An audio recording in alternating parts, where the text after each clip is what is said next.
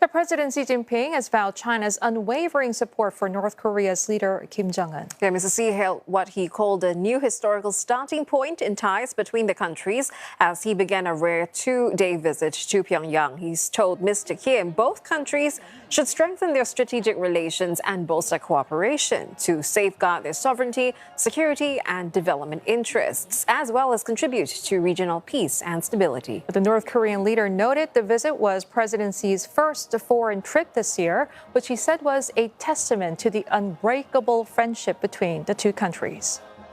我愿同总书记同志一道，以这次访问为契机，加强对新时期中朝关系的顶层设计和战略指引，推动中朝关系与时俱进，得到更大的发展，更好造福两国和两国人民，为地区乃至世界和平稳定和发展繁荣做出积极贡献。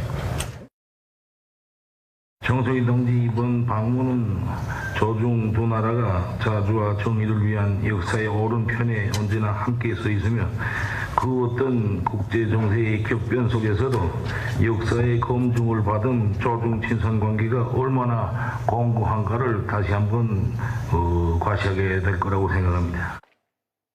Well, CNA's Deborah Wong has been tracking President Xi's visit to Pyongyang, and she joins us from Shenzhen in China. So, Deborah, details have been quite scant about what areas of cooperation both leaders have agreed on. So what more can you tell us, especially of the symbolism, given this visit by President Xi is his first foreign trip this year? Well, several points stand out in the CCTV readout, a Chinese state media readout of the bilateral meeting, of the dialogue they had. Mr. Xi affirmed China's unwavering support for the DPRK regardless of the international situation.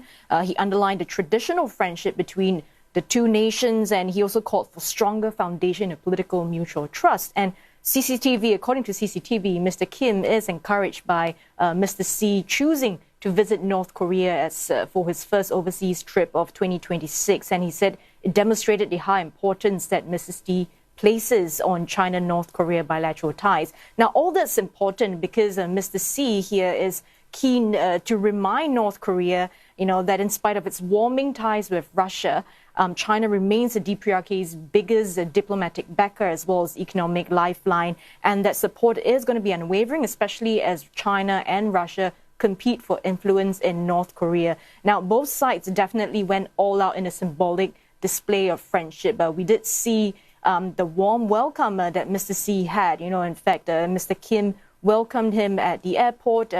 There was actually a 9-horse cavalry. There was a military parade. There was a 21-gun salute, and tens of thousands of civilians lined the streets in Pyongyang, waving placards talking about China-North Korea friendship. And South Korean media actually called it a North Korean imperial protocol. It was also the highest honor given to foreign diplomats. And Mr. Xi also traveled with his wife this time. It's quite notable that he did not travel with his wife to South Korea last year.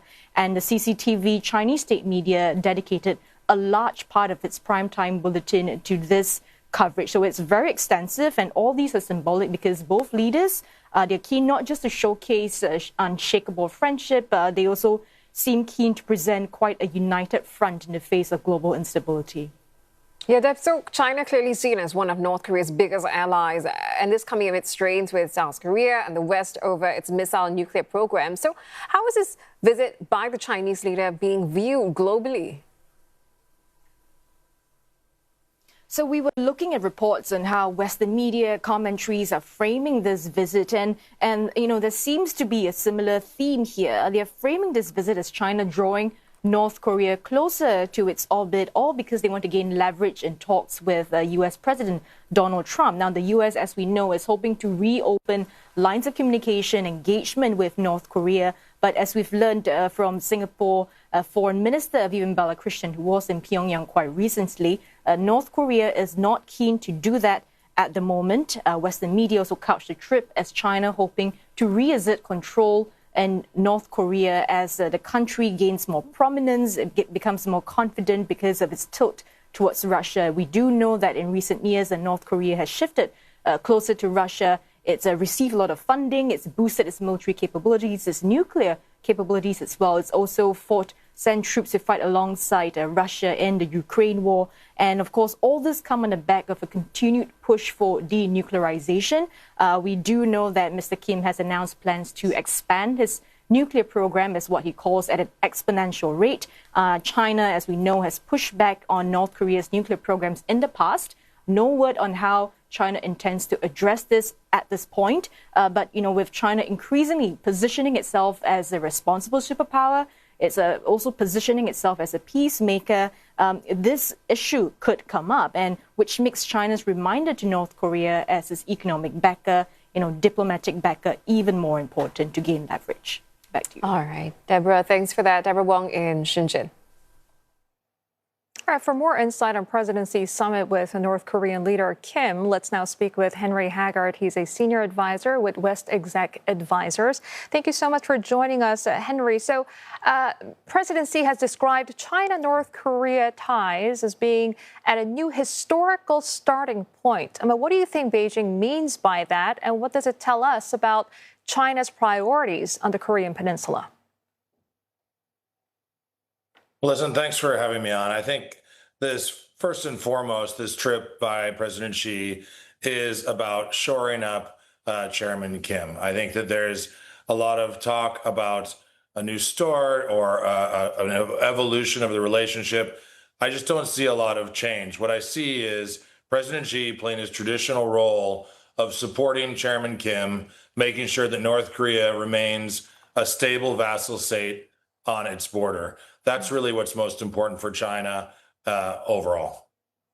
Hey, Henry, I wonder if you think Beijing views Pyongyang as a strategic asset, especially in the face of intensifying U.S. alliances in the Indo-Pacific. So how does a nuclear-armed North Korea serve China's broader geopolitical strategy?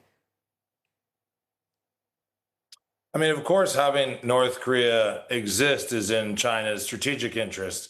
They don't want South Korea, a U.S.-backed South Korea right on its border. So for the foreseeable future, China will do whatever it takes to support North Korea.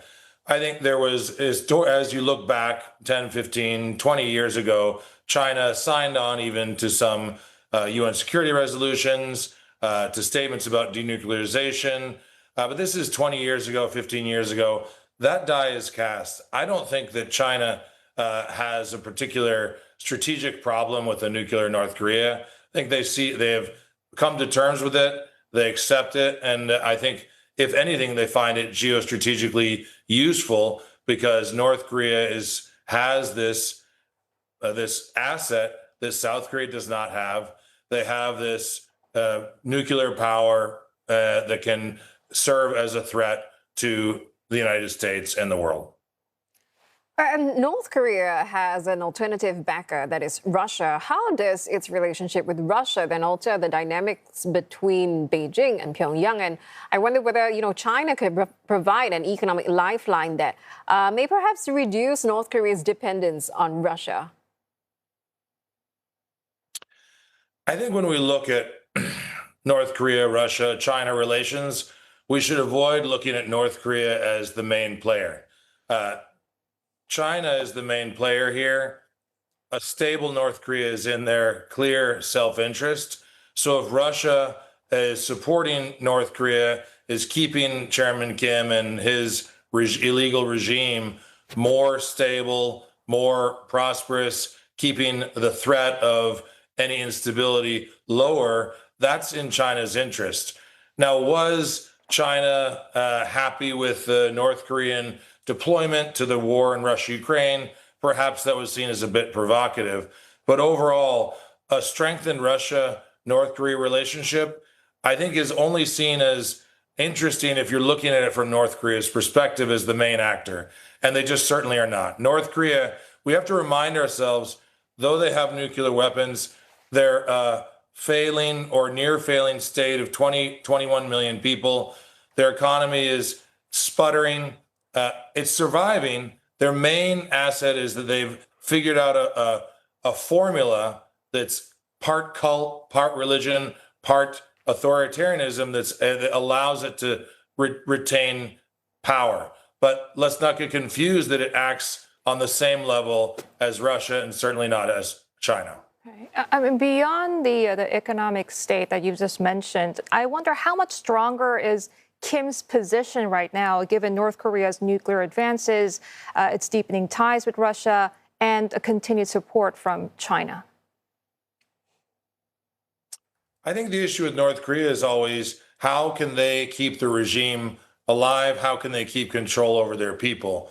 So in some ways, from perhaps an outside perspective, it makes a lot of sense that if he's able to support his people, provide more prosperity to his people, that would be a good thing. And that seems to be what's happening. But you never know what the calculus actually is if it leads to instability that, increased support, increased money from the outside may or may not actually be useful. Yeah, Henry, and how might Japan, South Korea interpret the signals and the developments coming from this summit, you think? I mean, I think they should see this as normal business. This is a lot of the symbolism. Of course, it's imperial, it's important, it's well analyzed by your colleague, by Deborah, but this is really party dynamics. This is what the Communist Party does. There are few true allies for China and even fewer still for North Korea. So this kind of pageantry is important for both China and North Korea. And I think smart analysts from South Korea and Japan will see it just as what it is, just two leaders that are trying to keep this idea alive that they have a real alternative to the overall world order, which is moving ahead in a different way. It's not the communist rule is not the preeminent rule right now. They're not making the rules, and I think they are.